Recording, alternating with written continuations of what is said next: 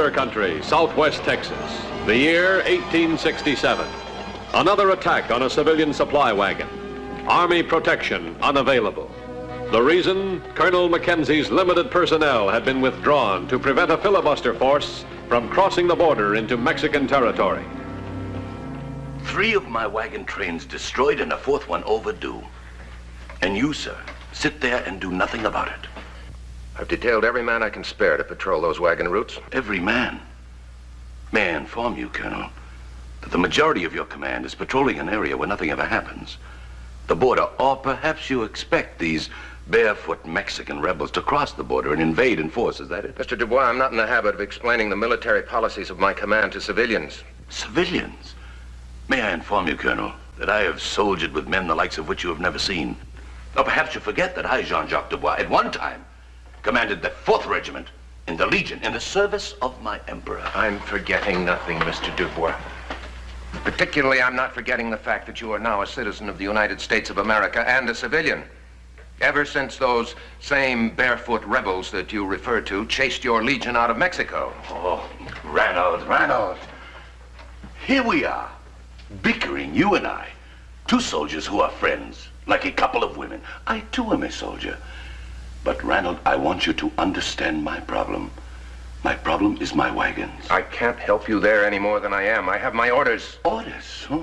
The bane of a soldier's existence. Excuse me. Yes, courier from K Company just rode in, sir. Another train's been attacked at Massacre Flats. My train? I'm sorry, sir. On of a patrol, Sergeant. Each man to carry 40 rounds carbine ammunition, 10 extra rounds revolver ammunition. Yes, sir. Who will lead the detail, sir? I'll lead them out myself. Get started. Yes, sir.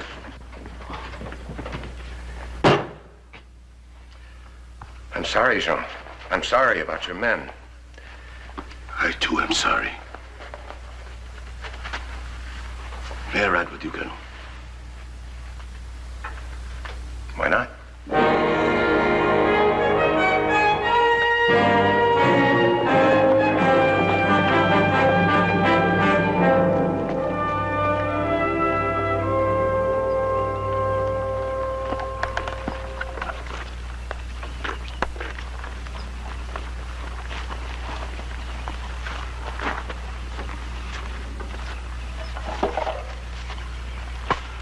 Well, Mackenzie, what do you make of this? This is Comanche. What was your freight? Oh, the usual thing. Dry goods, cloth, dry groceries, and some hardware. Guns? A few. Take a close look at that arrow, Sergeant. Tell me what you think. Apache. That's right. What difference does it make who shot it? Mackenzie, these men are dead. It means they weren't killed by Indians. Mount up the troop. We're going back to the fort. Yes, sir. But what's happening here? I'll explain it to you later. Mount and ride.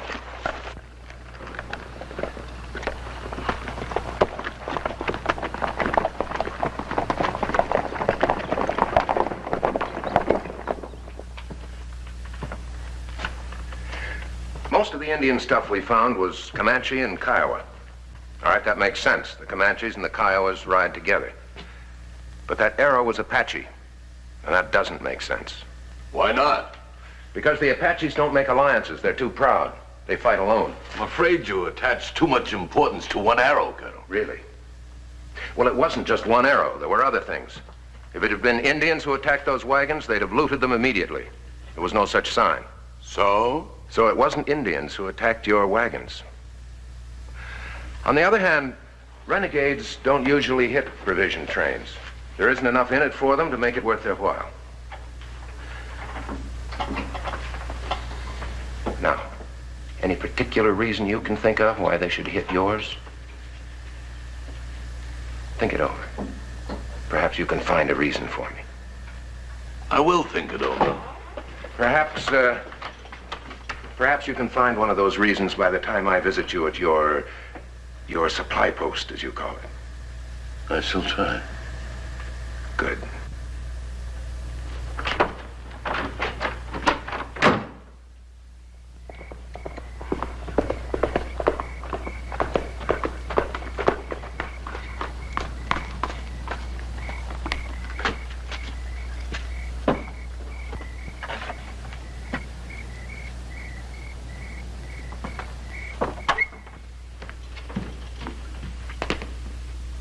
Archer, what are you doing here?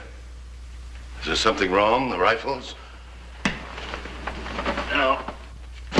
The rifles are all right. They're on their way south. Oh, good. Then what is it? I didn't hire out to commit murder. I don't understand. Those men were murdered on your orders. Oh, now, Archer, I know exactly how you feel, but we've got a lot of things to do. And one of them is to see that our good friend, Colonel Mackenzie, never suspects that my wagons are carrying arms for the Provisional Army of the Second Mexican Empire. Don't be too sure of that. Oh? He has men all over town very interested in your activities, Jean. Don't underrate Mackenzie. He's a hard man to fool.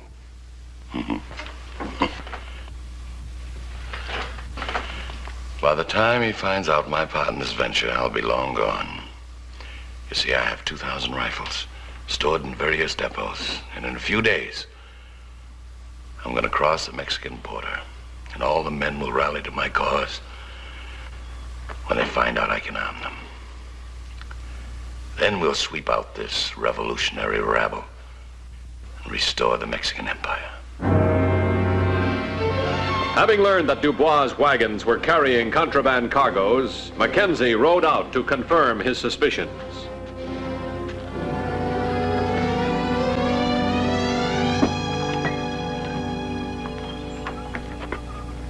Archer. Sam Archer. I beg your pardon, sir. I don't believe I've had the honor. Sam Archer. West Point, class of '60. I regret to say, sir, you're mistaken. Ronald! Well, I'm happy to see you here. Ah. Tell me, who was that fella that just walked away? Oh, there are many men around this post. I do not know why. Thought he was a friend of mine. Oh, from the Army? Yeah, a fella named Sam Archer.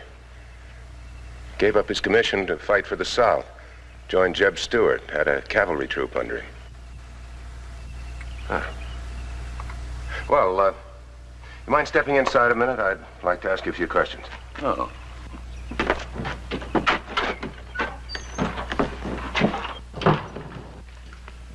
Sit down, Ronald. Well, my friend? Tell me, what was in that shipment that was robbed at Massacre Flats? Oh, I thought I already told you that. Household provisions, goods, dry goods. You were carrying heavy cargo, machinery, or something else. Machinery? What use would I have for machinery in country like this? None. But those same cases could be used to carry rifles.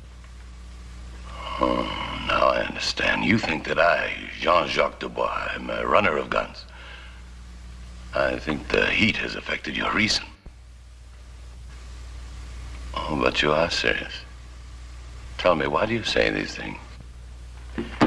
You were a French officer in Mexico.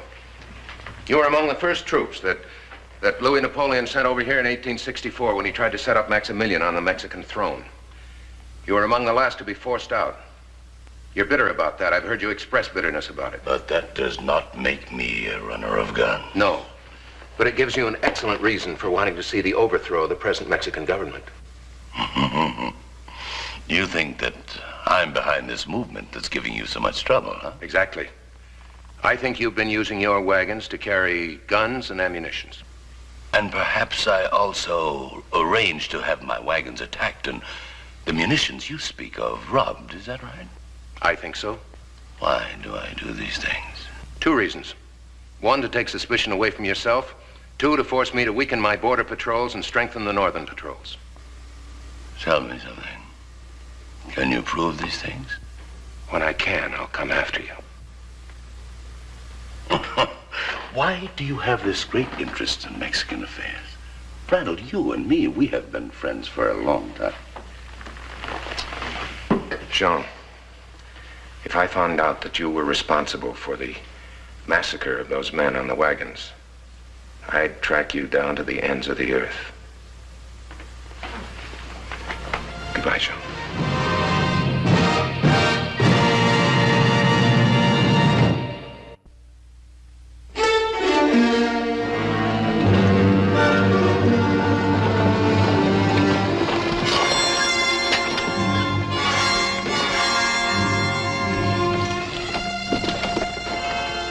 July 20th, 1873. A patrol from C Company intercepted a freight wagon belonging to Dubois on the border approach. Its cargo, the tools of revolution, could destroy the growing peace between two nations.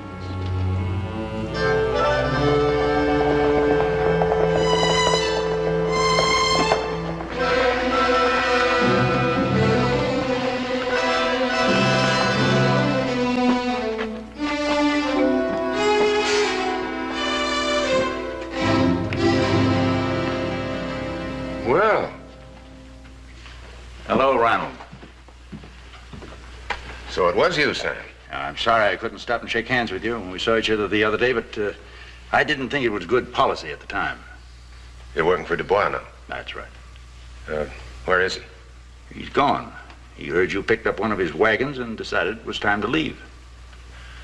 Where'd he go, Sam? South. Don't ask me any questions I'm not going to answer. I think maybe you'll answer. Disarm him and bring him along. Yes, sir. For the last time, where's Dubois? I don't know. You're lying, of course. Sam. Sam, I don't know how you got into this, but I do know one thing. You're not the kind of a man that can fight against his own country. I'm fighting for my own country. Mexico's my own country. This is your country. Not since '61. That war is over. Those issues are dead. Not for some of us. Not for the men who rode with Jeb Stuart, who refused to surrender, who took service in Mexico with the Emperor. The Emperor is dead, too. Not for those of us who knew him. He's still a living symbol.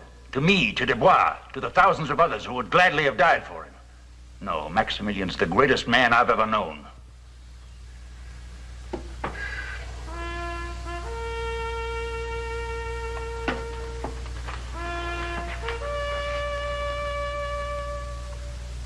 Good sound, isn't it, Sam?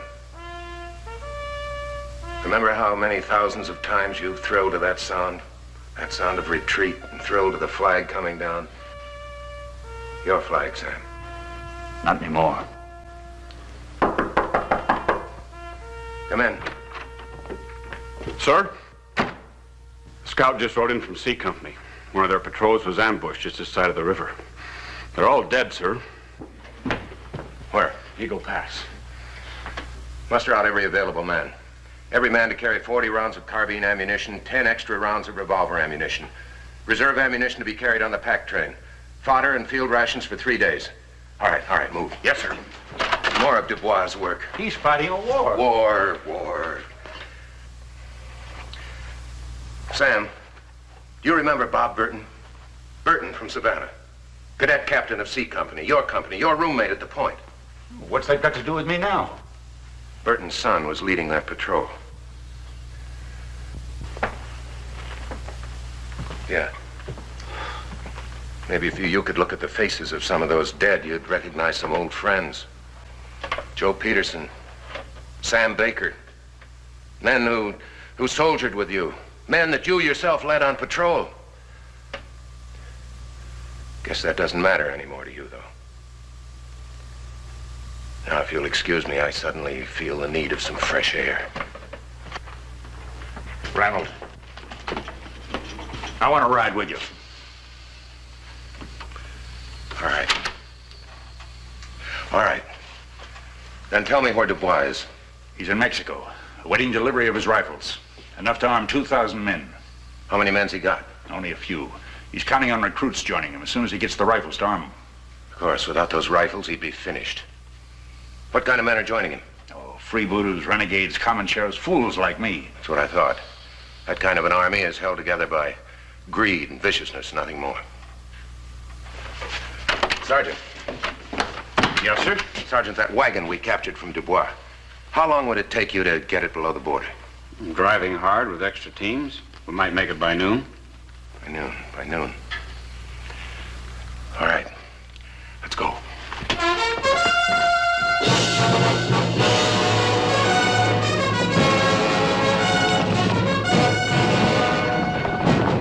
July 22nd, 1873. In an effort to uncover the filibuster forces preparing to enter Mexico, Colonel Mackenzie devised a twofold plan. A detachment of his 4th Cavalry would sweep the border country to discover and neutralize any threat to the Mexican government. As this was being done, Mackenzie and a group of picked raiders were to separate from the main force and secretly cross the Rio Grande into Mexico to capture or destroy Jean-Jacques Dubois.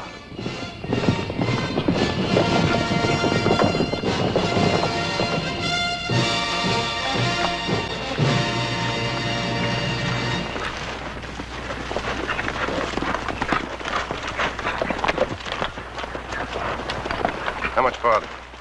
About 10 miles. Dubois got his headquarters in an adobe hut at the head of a draw. Won't be easy getting in there. A couple of men with repeaters could hold the mouth of that wash against small armor. We'll worry about that when we find him. Let's go.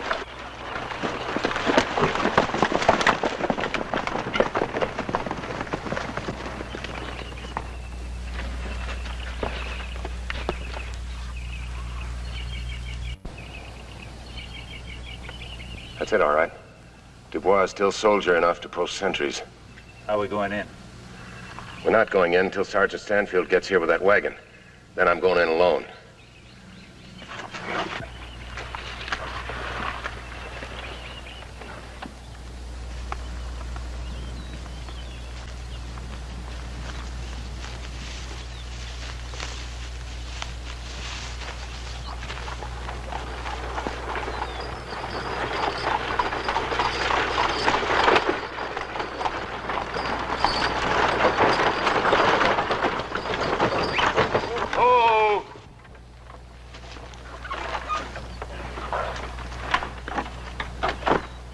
Prisoners ordered, sir. Break out those rifles, Sergeant. Disable them. I'll give you 45 minutes to break them up. Then I want you to put them back on the wagon and drive the wagon up into that draw. Yes, sir. Give me a hand, man.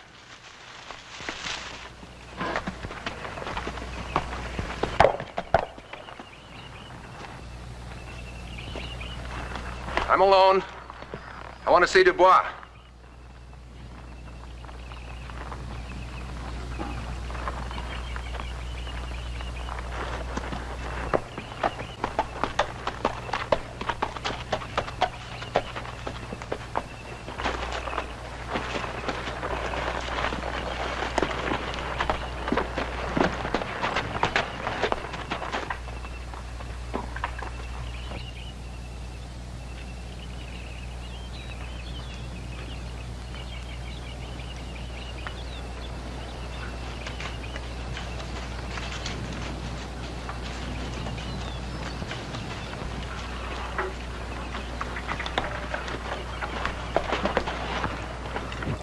Hello, Ronald. I didn't expect to see you here. You should have. Come in.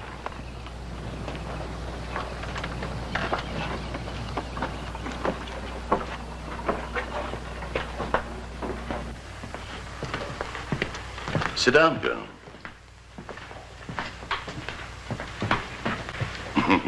You know, you were a fool to follow me. I told you I'd follow the man who was responsible for those wagon massacres to the end of the earth. Sacrifices of war. I call it murder.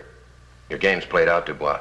You know your men will desert the minute they find out that they're not going to get those rifles. Oh, but they're going to have rifles. They should be across the border by this time. What if I told you they'd been intercepted? I would not believe you. How could you possibly have known where they were stored? I couldn't, but Archer did. Are you trying to tell me that Archer is a turncoat? I can't believe that. How else could I have followed you directly here? How else would I have known where to find you? Archer. I don't understand. Why would Archer betray me? Only that he's too good a soldier to stomach the murder of American troopers. I do not believe that. Colonel Mackenzie, nobody can stand in the way of my cause. Your cause died with Maximilian. It's a lie. Only a man died. I do not know what you did with Sam Archer, and I care less. But there are many men in Mexico who believe in the Second Mexican Empire. Like those cutthroats out on the porch. Do they still believe in the Second Empire of Mexico? Of course they know. But you know as well as I do that they're only a means to an end. Well, as I told you before, you're going to die. Outside, and don't try anything. My men are all around here.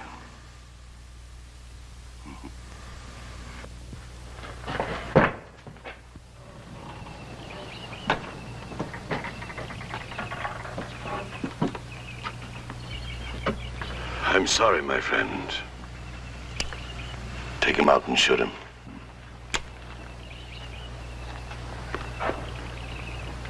You follow orders and you'll be swallowing steel within half an hour. See those lights up there? That's an Army heliograph signaling to my troops. And if you still want rifles, here they come.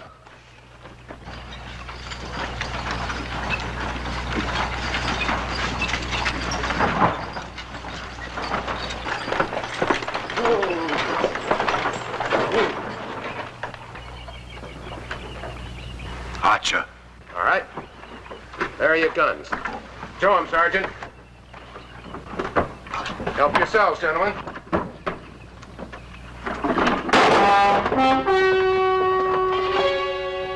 They're all broken.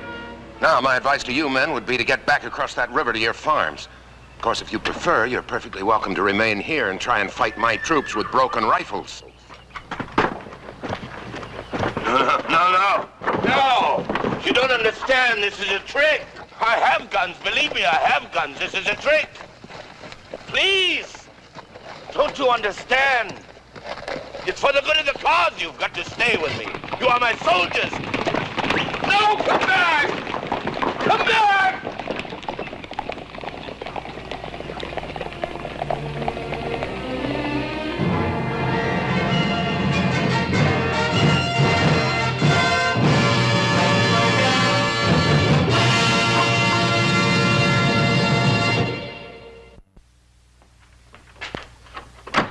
Yes, Sergeant.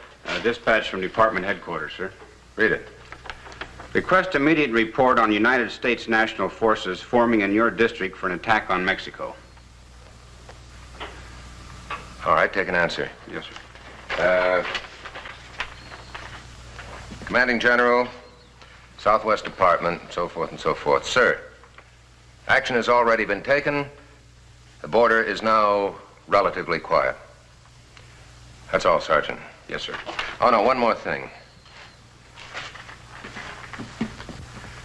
Read Mr. Sam Archer back into the United States Cavalry. I don't understand.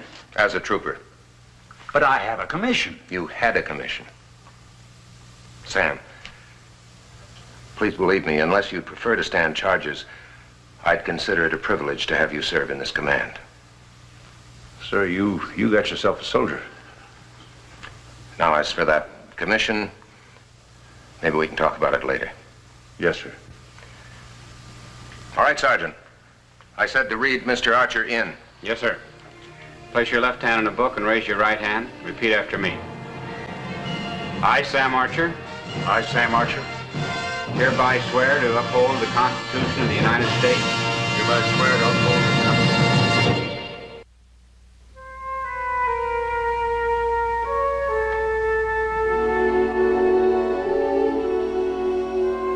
Late summer 1873, an epidemic of infectious cholera raged along the border country of southwest Texas.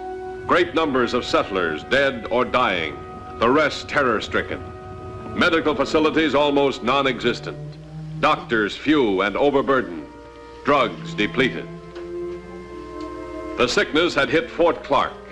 Colonel Ranald Mackenzie was almost powerless to defend the territory against this mass killer. The 4th Cavalry, reduced by sickness to almost half its numbers, fought a new foe, fought contaminated water, fought to maintain quarantines. But they fought without ammunition, without the aid of drugs. Finally, after repeated requests to the War Department, Mackenzie was notified that an ambulance carrying a relief doctor and medical supplies was on its way to Fort Clark.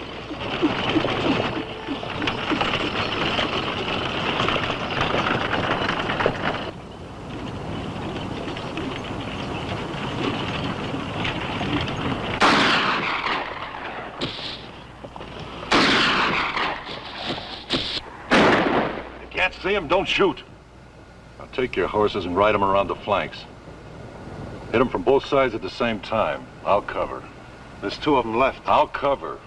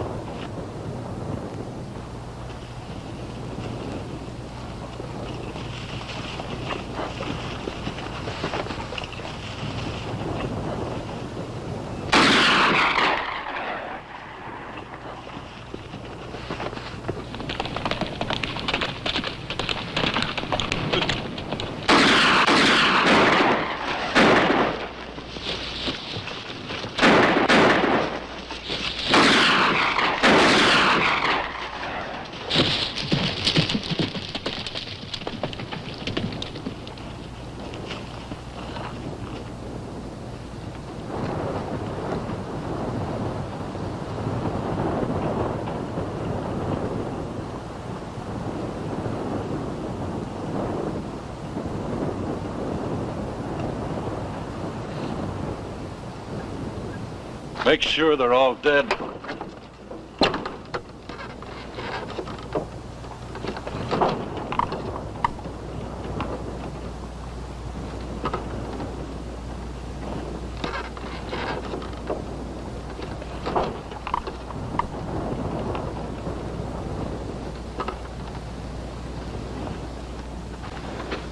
They're all dead. Bergen, too. Water. It's empty.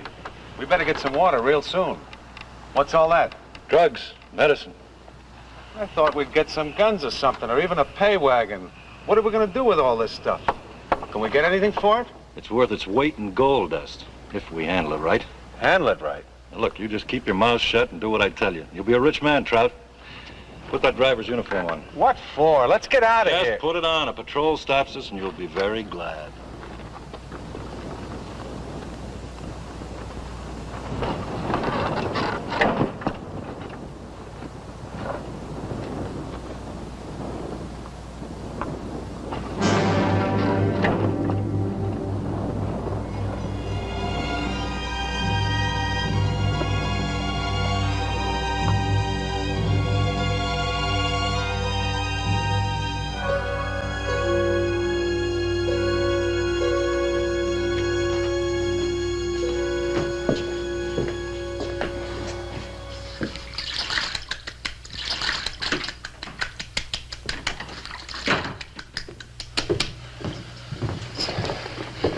Anywhere to the ambulance, the supplies? No, sir.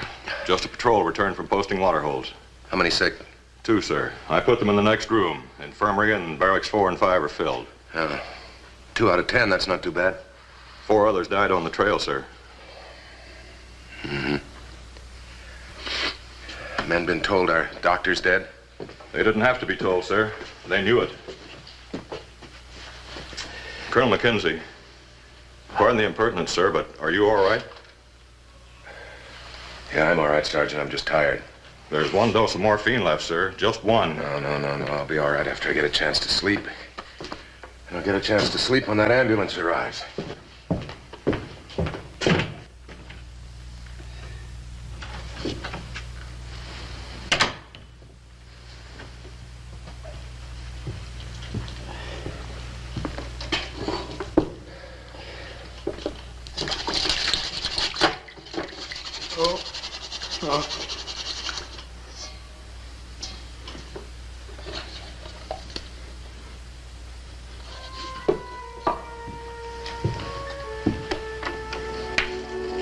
Hurts, son. Just a stomach ache, Colonel, sir. I'll be riding again. Sure you will. Oh, I heard before the doc died, he gave you some stuff, and it didn't hurt so much. A little thing of powder. More something. Yeah, morphine. So I'm gonna give you some. This is the last one we've got until the doc comes. Here, put this on your tongue. That's it. Some water. Make it easier to swallow. Now you just lie back and relax. How long will it take, sir? Not long. You'll feel strange in a little while. Woozy. You might even have hallucinations. Hallucinations, that means, well, you might imagine things are happening that really aren't happening. You'll feel better in 5 minutes or so. Lie back and relax. Sir, what are you going to give the rest until you get more morphine? Soapy water. Soap? Yeah, it's an old remedy. Maybe it'll make them sick enough so they can throw off some of the poison. Rest easy, son.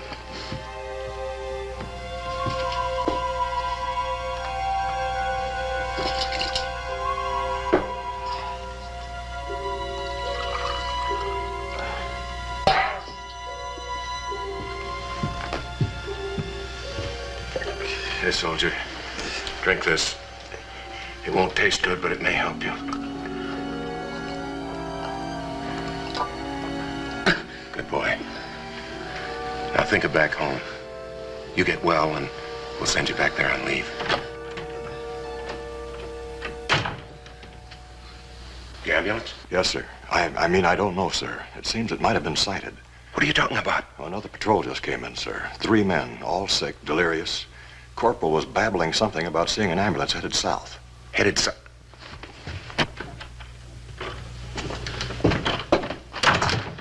The ambulance was south of here? Well, the patrol was, sir, staking water holes. They claim they saw the ambulance last night, but it doesn't seem likely.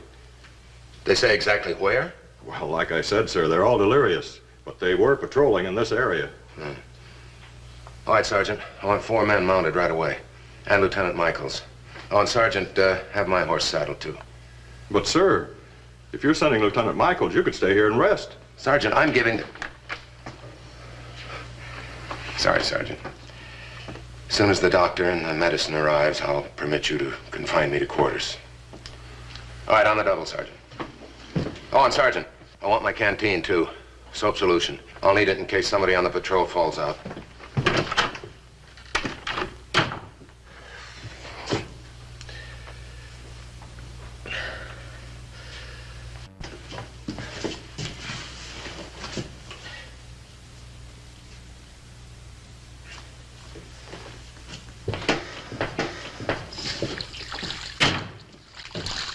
Canteen, sir.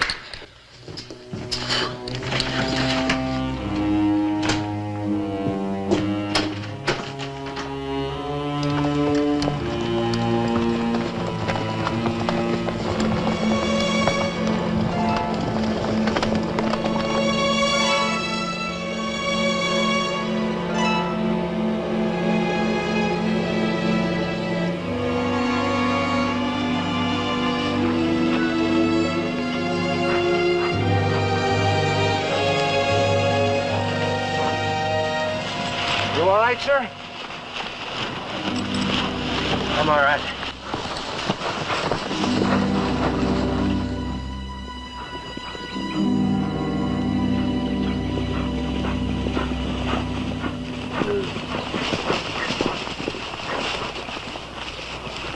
You don't suppose they could have turned around and gone back to the fort, sir? No, I don't, Lieutenant.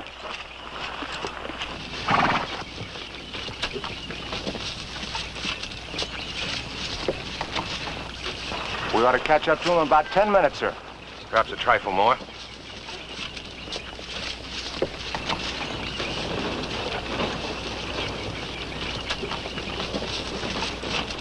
Lieutenant, take 2 men with you. Circle around their left flank.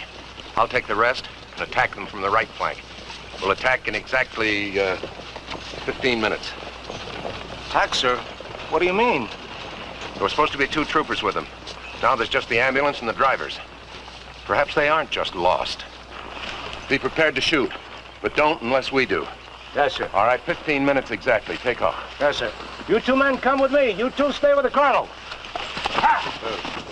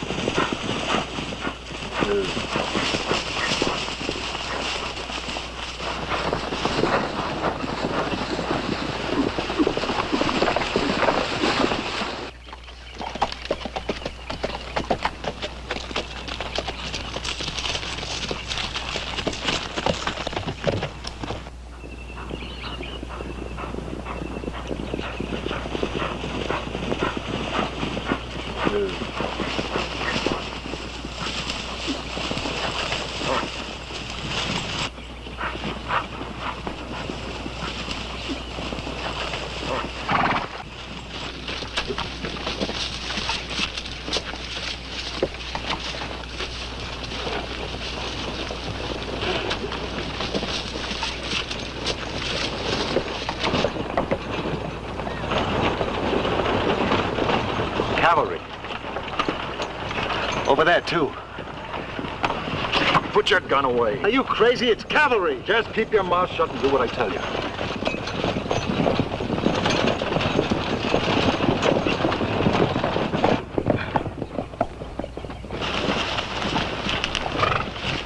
Captain Leon Hempel en route as per orders to Fort Clark, sir.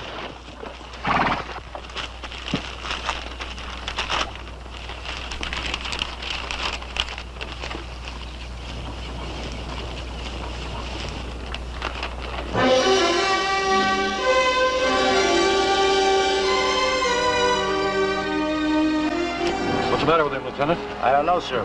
The colonel hasn't slept in 4 days. Now, we better take him in the ambulance with us. Yes, sir. All right, you men, give us a hand here. Gently now, gently. Watch his head. You're heading in the wrong direction, Captain. You've passed Fort Clark. Well, I knew we were behind schedule. I was about to double back. Well, it's northeast from here, sir. It's almost a day's ride with a wagon. Lieutenant, you take your men back to camp ahead of us. Boil as much water as you can find containers for, and then scrub down the walls of all the wards. We'll get the colonel in. Well, I don't know about that, Captain. What if you get lost again, sir? Northeast, a day's ride. We won't get lost. That's an order, Lieutenant. I can't lose any time when we get there. Yes, sir. Detail, mount up.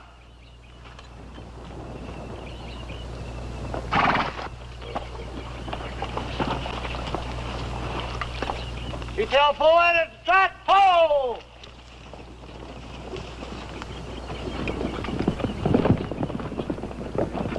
Well, hurry it up. Shoot him and let's get going. Yeah, we'll shoot him, but not yet. He's our insurance. Insurance? If they find us with him, we're through. If they find us with him, we're safe. They won't touch us for fear we'll shoot him. That gives us time to sell these drugs. I'm for shooting him now. He'll be trouble. Now, don't get impatient, Traub. We will. But first you're going into Brackettville. You're going to spread the word. Drugs for sale, health for sale. $100 to save your life.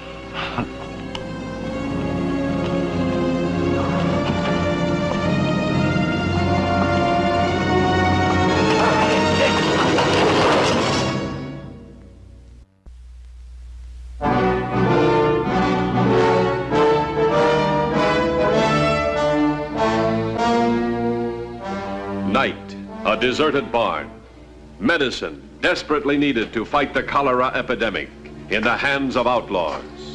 In the surrounding territory, panic-stricken citizens ready to meet any terms for the drugs. And a prisoner, a hostage to ensure a safe undercover operation, to be disposed of when no longer useful. Well, that's it. They're all out. Good. Last night you spread the word. This morning we should get results. You'll never get away with this, Mercer. The good folks will pay whatever I ask for this stuff, Colonel. And they'll keep their mouths shut so they can get more when they need it. They're starved for it. My men will find you. We set a pretty hard trail to follow, Colonel. My men will follow your wagon tracks. One of your men sticks his head through that door, and you get a bullet in yours. If we're gonna be stuck here, we're gonna need some water. You'll survive without it, or else you won't survive. Boy, I've been waiting for years for something like this to come along, and it's gonna work. Nothing's gonna stop it. Trout, get those cases of medicine open. We want to be ready when they come. We've got water. Well, you won't be needing water anymore, Colonel. You might as well be generous. There's something wrong with this water. It's medicated. Case of contamination. Come on, let me have some of it. Contamination? Contamination. Contaminated water holes. That's the way you get cholera. You drink from a water hole, and you get cramps, extreme pain, and then you die. Maybe one day, Maybe 3. Well, how's that? You've been drinking from water holes? Yeah? How long ago? 3 days. You better start praying. If you still remember how.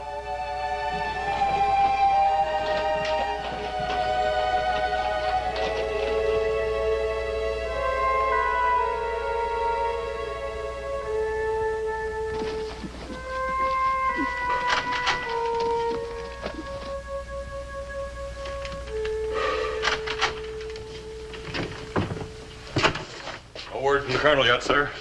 Who's that, Sergeant? Captain Leon Hemphill, Medical Corps reporting, sir.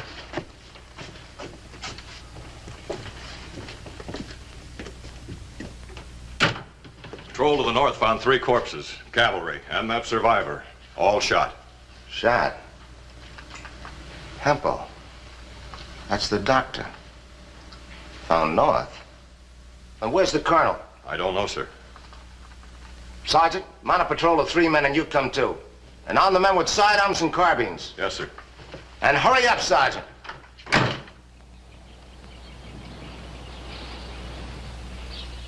Look, lady, for $100, you get 1 envelope. $130 is all we had. It was for next year's crops and $100 an envelope. If you want more, get more money. But my children, please. Out, get her out of here. While you're outside, keep your eyes peeled for more customers. They should be getting here soon. Hey, Mackenzie. Sorry about that gag. I just want to make sure you didn't make any noise.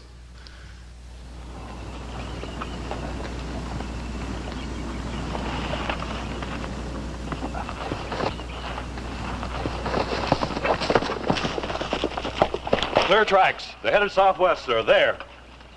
Mount up, men. Now ride tight and keep your eyes open. Sergeant, ride out and take the lead. I'll follow that trail real hard and follow it fast.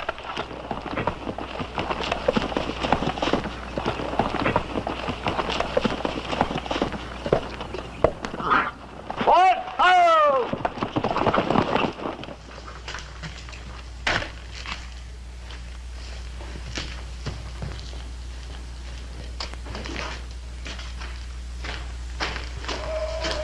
Shut the door. I can't. My stomach.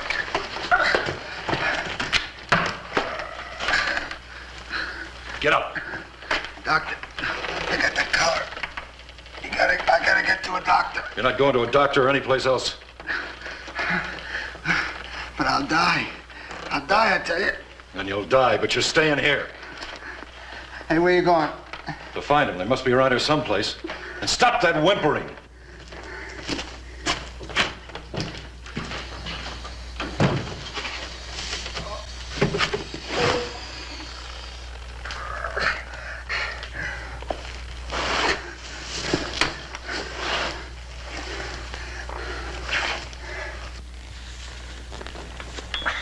How long does it take? How long does it take? I told you. Maybe a day, maybe less. What do I do? You take morphine. Over there in that box, the one marked narcotic.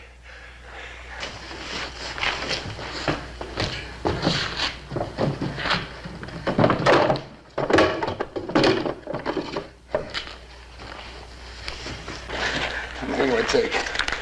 Take 2.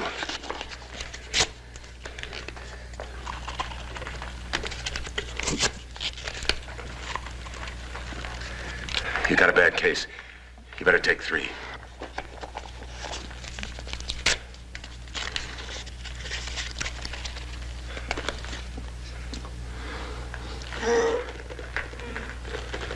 I thought you said it was gonna help. It'll help. Just relax a minute. It'll help.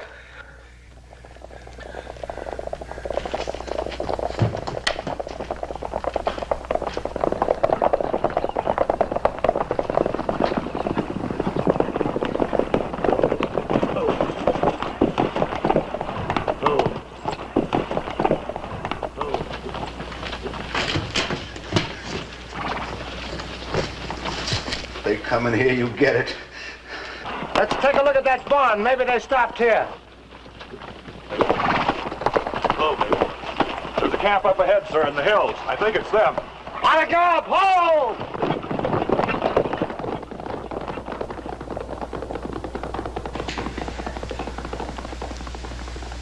Lucky thing for you, they didn't stop.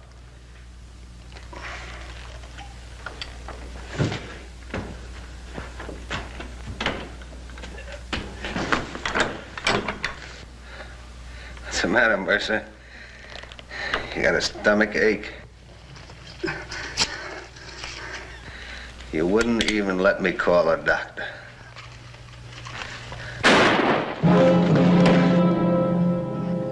I killed him.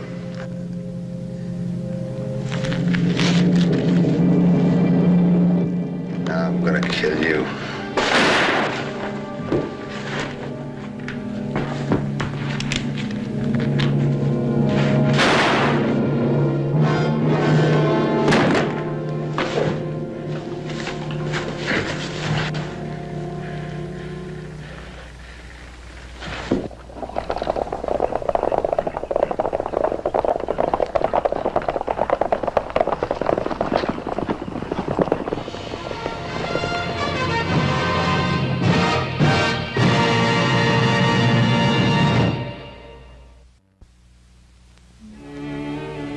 The next day, Colonel Randall Mackenzie returned to Fort Clark with the medical supplies that would enable him to defeat the cholera epidemic. He brought with him also the body of Mercer and the unconscious form of Trout.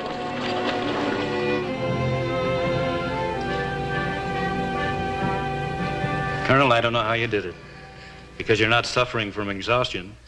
You've got cholera, and you've had it some time. Will I make it? Yes, you're through the worst. How about Trout? Too much caustic soap and an overdose of morphine. How in the world did he get so much? Pull him through, Doc. I want to see him hang.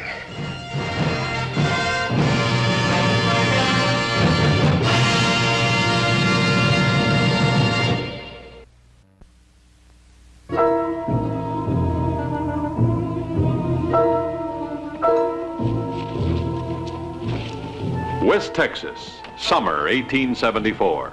The southern extreme of the Yamparica Comanche country. Now, through the efforts of Colonel Randall Mackenzie, peace was gradually coming to this land.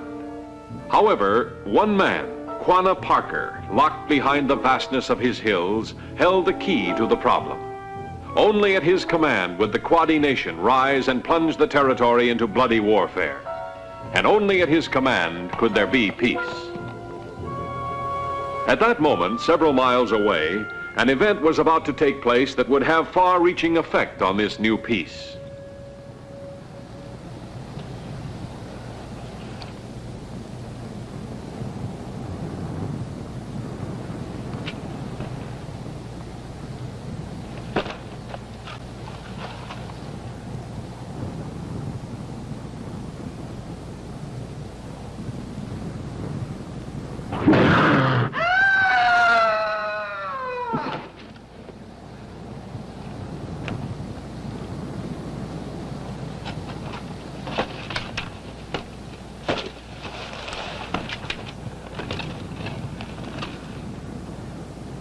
Blue Raven, the son of Chief Running Bear, was dead.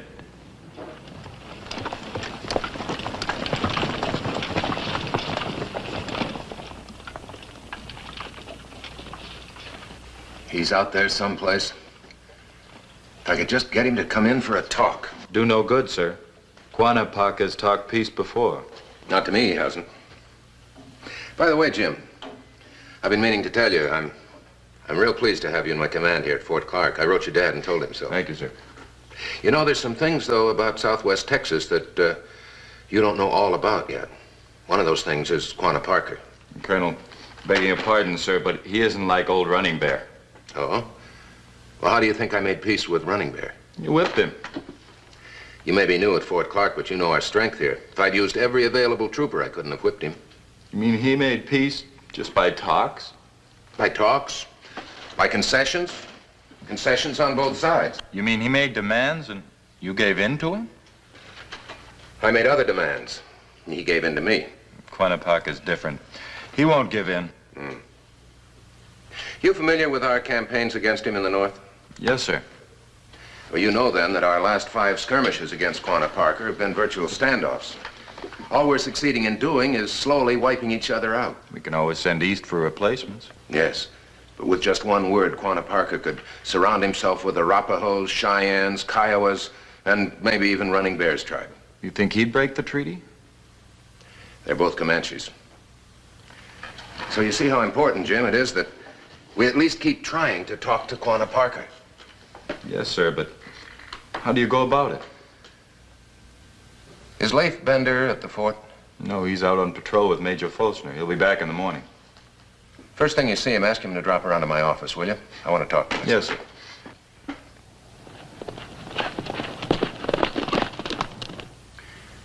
Yeah, I reckon I could find him. This time of year, he should be somewhere around Pope's Wells, near the Pecos. Yeah. You knew him when you served with General Miles, huh? Think you could get him to come in for a talk? Well, no offense, Colonel, but Quanah Parker's heard soldier talk before. What if you told him that Running Bear would be here, too? Well, they're pretty close. It'd go a long ways towards helping him make up his mind. All right. You tell him just that. Supposing Running Bear won't come. You let me worry about that. He'll be here, all right. Now, hold on, Colonel. You ain't never met this here Quanah Parker. That's right. Now, you say Running Bear's gonna be here. Supposing you're wrong. It could mean my scalp. Quanah don't hold with nobody talking with a forked tongue. Leif, if I'm wrong, if Running Bear doesn't come, if he won't help me make peace with Quanah Parker and his quaddies, then this whole territory will be fighting to hang on to its scalp. Colonel, I appreciate how important these peace talks are. Just so as you know, we gotta talk straight with this Injun. Running Bear will be here. Fine. As soon as I can saddle up a fresh horse, I'll start off for the State Plains. All right. I'll ride with you as far as the Yamparica country. The land of the Yamparica was harsh, unrelenting, and so was their justice. For 5 long days, Spotted Elk was to suffer alone while Running Bear decided his punishment. A life had been lost, a young life. The one responsible must pay. No one spoke in defense of the guilty man. There was no defense. There was no pity in the eyes of the Comanche.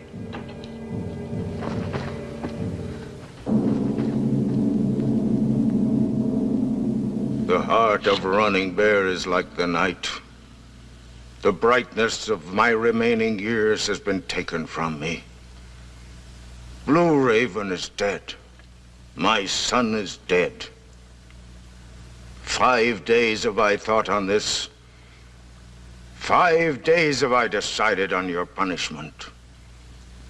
Your name, the name of Spotted Elk, will never again be spoken in our village. You will be taken to the desert and left to die.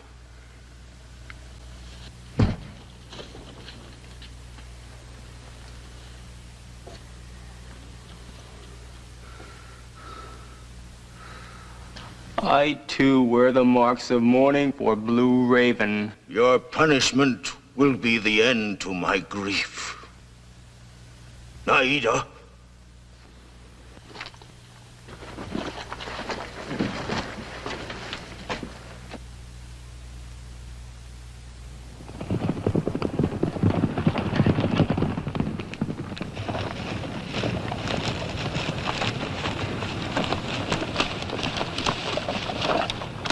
I'll leave you here, Leif.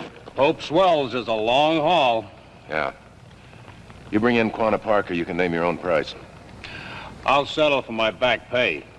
You can have mine, too, when it comes. If it comes. I'll see you in a couple of days.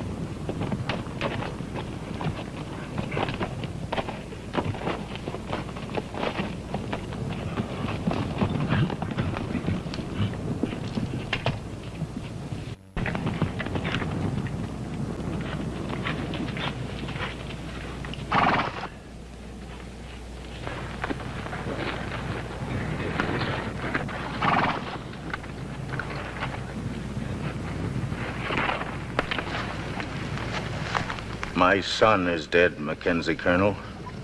We made a peace so that such as he might live. Now he is dead. I'm sorry, Chief Running Bear. Why? The soldiers killed many of my people.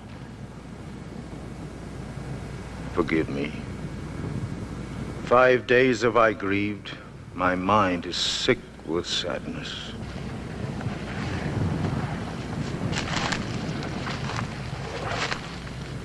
For what reason does the chief of Fort Clark come here now? I was on my way to your village. You come without your soldiers? Mackenzie has no need of soldiers. We're friends.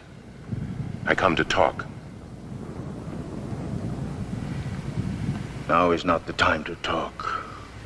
Chief Running Bear, the talk would be of Quanah Parker, of his quaddies, of peace.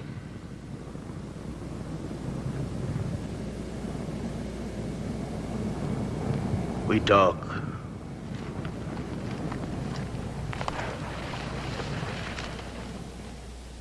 And you will treat with the Cowadis as you have the Yamparika? If they are honorable people, as your people have been. Quanah Parker is a great chief. They will obey his word. And he will respect your words, Running Bear. That is why I want you to come to Fort Clark with me, to add your words to mine, to help make the peace. How do you know of our friendship? I know it was you who saved the life of the white girl who later became the mother of Quanah Parker. That was many snows past. And now Quanah Parker makes war on his own people. The Comanches are his people. Perhaps. Nonetheless, there is war. You can help to make the peace. If he comes, I will speak with him. I will not ask him to make peace. That is his decision. I will tell him of the honor of your words, that he can trust in what you say. This I will do. That is all I ask. Thank you, Chief Running Bear.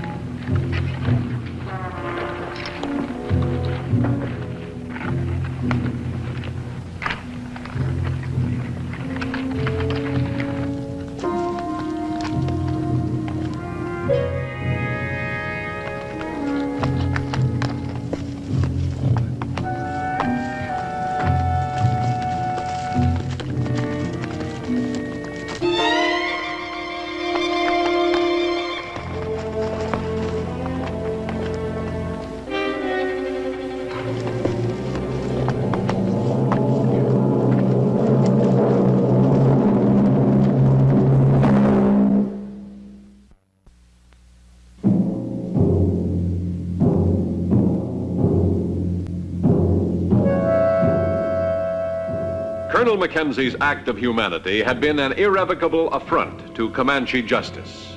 He had unknowingly interfered with the tribal death sentence. despite having sworn in a treaty to respect the Indians' law. Now he would face the wrath of those whose lasting friendship meant so much to the peace of the Southwest. You refuse? Of course I don't refuse, Chief, but he can't travel now. He's unconscious. It is my wish to leave, now with the brave. But he couldn't stand the trip. The doctor explained that to you. He'd die. I do not wish that he lives. It was he that caused the death of my son. Coming from the burial hill, you explained to me what happened. Surely you can't blame him. I do not wish to speak more on it. I'm sorry, Chief, but my word stands. I can't let him go. You refuse to honor our treaty? The treaty has nothing to do with it. He's a human being. It's a question of justice. The treaty has much to do with it. It promises the soldiers will not interfere with the laws of our tribe when those laws do not affect your people. Yes, I know. That may be. It is the law that Spotted Elk must pay for his crime. What crime? You said yourself it was an accident, Chief. No, I'm sorry. He stays here until he's well. Can I now tell Quanah Parker you are honorable to your words? Don't threaten me, Chief Running Bear. I do not threaten.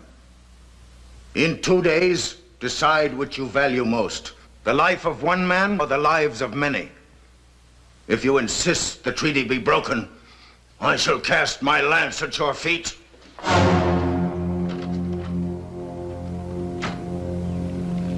Morning of the second day. By now, everyone knew of the situation at Fort Clark. Everyone knew sundown held a portent of war, unless Colonel Mackenzie surrendered to the Indian chief's demand. The weight of command is often oppressing, always solitary.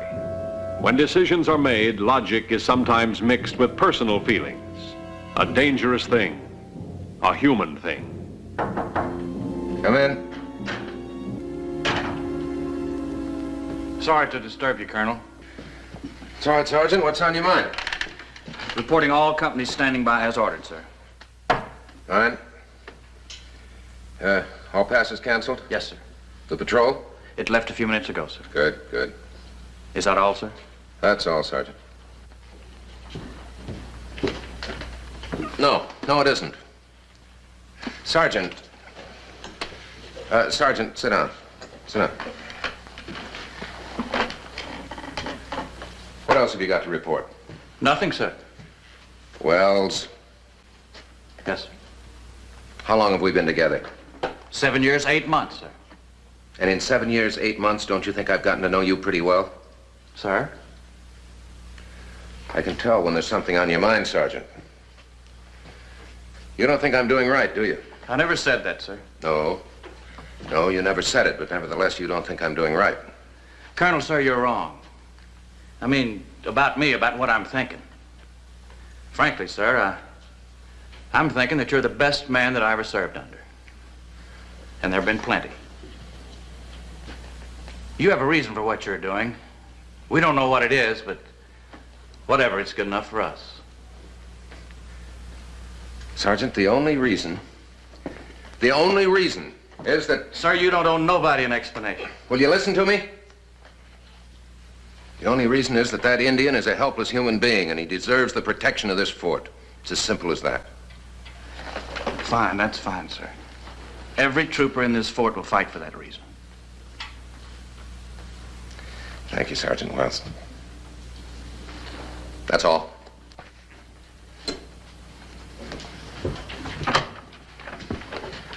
May I have a word with you, sir? Yes, of course, Captain. Come in. It's about that Indian. Yes? Well, are you really going to keep him here? Certainly, till he's able to travel. Then what? And what about Running Bear's ultimatum? After you've been here for a time, Jim, you'll find that ultimatums don't work too well with me. As far as Spotted Elk is concerned, he's free to leave as soon as he's able. And some of the men say it's a question of honor. They say he'll go back to his village. That may be. Whether you surrender him or he goes back, either way he dies. So what's the difference? The difference, Captain, is that it'll be his choice.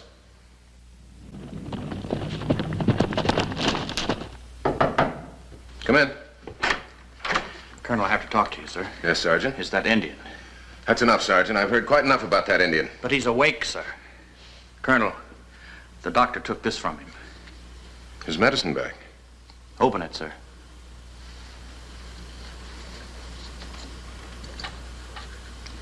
Probably took it off some settler that he murdered.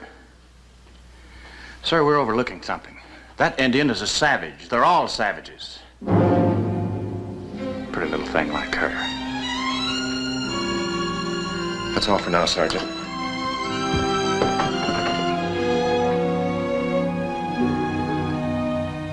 No man wishes to die. And you wish to stay here? I did not say I was afraid of death. Anyone who asks for the protection of this fort gets it. What faces you if I stay? No one has ever been refused. You endanger many for the sake of one. Your people are weak. Your customs are foolish. Your heart is like a woman.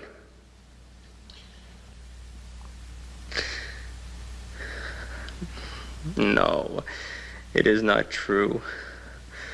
I have seen your courage. But I do not understand your people. No more do I understand Running Bear punishing you. It is the custom. It is the custom. You have been faithful to what you believe. Now I must do the same. That is why I shall return to my village. To die, to be killed. The doctor took it while I slept. I would like to have it with me when I return to my village. Another custom? It was worn by the woman who was my mother. The woman who was your mother was a captive. A captive of the Indians. Yes.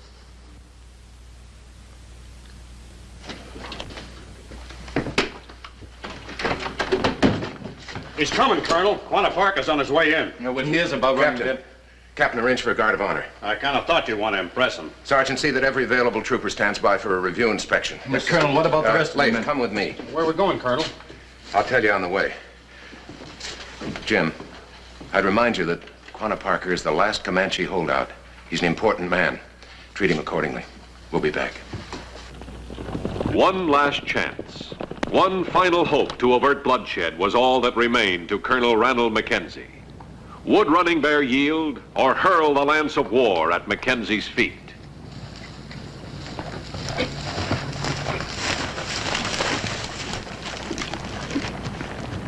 Wait here for me, Leif.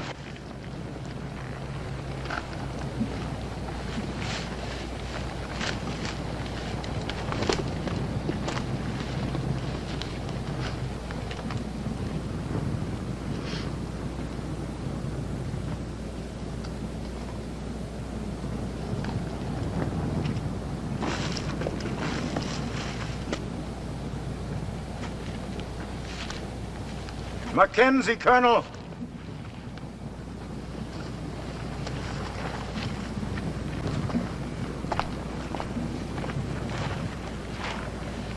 You have come so that the peace may not be broken?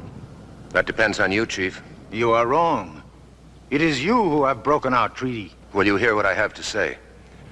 I chose this place so that the spirit of Blue Raven can hear our words. No need for words. I can't expect you to understand why I did what I felt I must. If Spotted Elk is not returned before the time the sun rests, the Yamparika will make war. Are you sure you want war? After having seen what peace has meant to your people? And I have seen what your people's broken word has meant. Very well, Chief. I'll not break our treaty, knowing that you wouldn't. But I must explain one thing. This is the medicine bag of Spotted Elk. It contains the picture of a woman who is not an Indian. A picture of his mother. Just as Quanah Parker's mother was not an Indian, was a prisoner of the Comanches. That is so. All right, I'll turn him over to you. Punish him any way you will. But remember this, Chief. You may punish only that part of him which is Comanche. By the terms of our treaty, you must not harm that part of him which is white man.